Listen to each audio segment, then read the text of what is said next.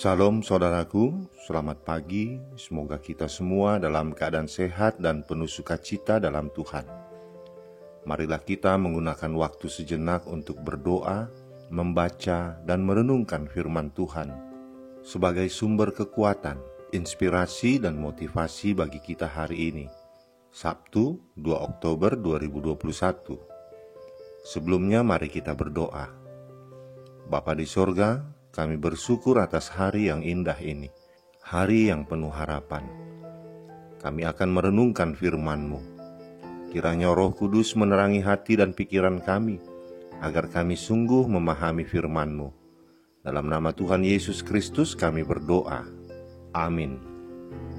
Firman Tuhan yang menyapa kita di pagi ini, Matius 5 ayat 29. Maka jika matamu yang kanan menyesatkan engkau, cungkillah dan buanglah itu, karena lebih baik bagimu jika satu dari anggota tubuhmu binasa, daripada tubuhmu dengan utuh dicampakkan ke dalam neraka. Demikian firman Tuhan. Saudaraku, dalam kehidupan sehari-hari, kita sering menggunakan kalimat majas atau mendengar orang lain menggunakan kalimat majas untuk menyampaikan maksudnya. Misalnya, lebih baik kau jahit saja mulutmu itu daripada menyinggung banyak orang.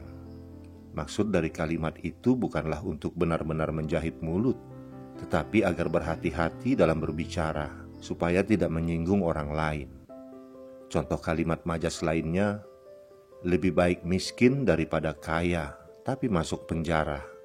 Maksud dari kalimat itu bukan benar-benar ingin menjadi miskin, tetapi maknanya adalah hidup itu harus jujur dan benar, supaya tidak masuk penjara. Kekayaan bukanlah fokus utama, tapi hidup dalam kejujuran itulah yang terutama.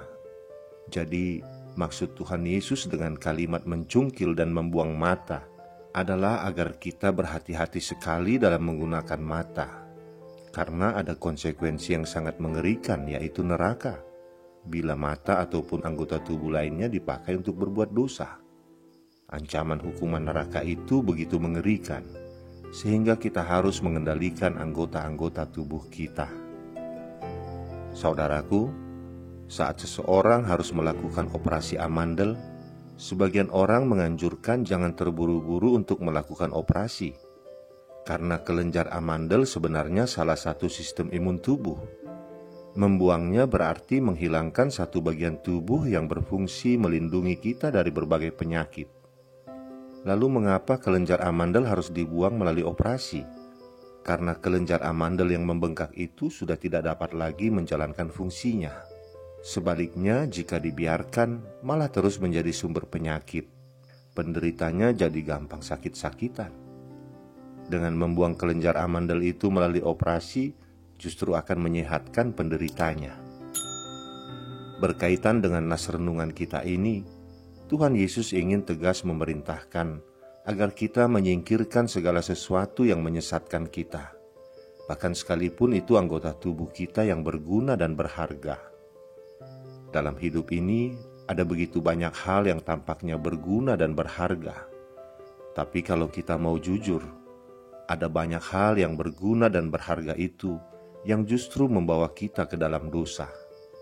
Sebagian orang disesatkan oleh teman-temannya, sebagian oleh kekasihnya, sebagian orang disesatkan oleh pengaruh teknologi, sebagian disesatkan oleh pekerjaan, jabatan, sebagian lagi disesatkan oleh uang dan harta, dan masih banyak lagi.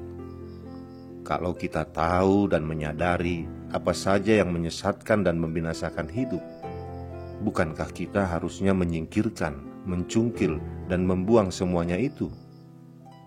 Saudaraku, saat kita berani mengambil keputusan untuk membereskan dosa dan segala sesuatu yang menyebabkan kita berdosa, ada tantangan yang perlu dihadapi.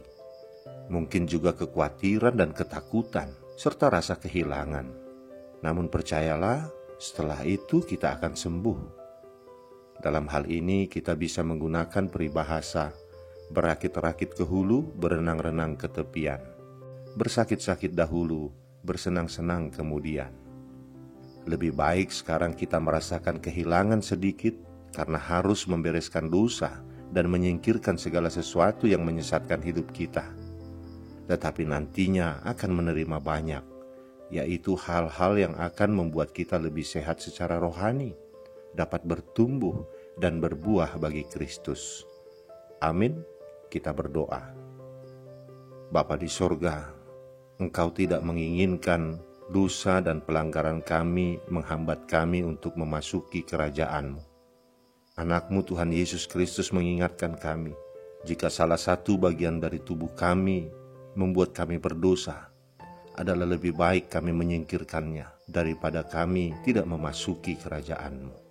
Demikian juga jika banyak hal di dalam kehidupan kami yang menjerumuskan kami untuk melakukan dosa, kami harus meninggalkan semua itu, sehingga kami menjadi layak di hadapan-Mu dan layak untuk memasuki kerajaan-Mu.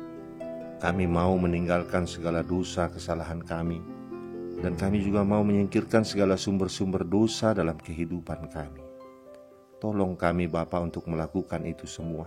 Beri kami kekuatan melalui Roh-Mu yang kudus. Di dalam nama anak-Mu Tuhan Yesus Kristus kami berdoa. Amin. Selamat beraktivitas saudaraku. Tuhan memberkati. Salam.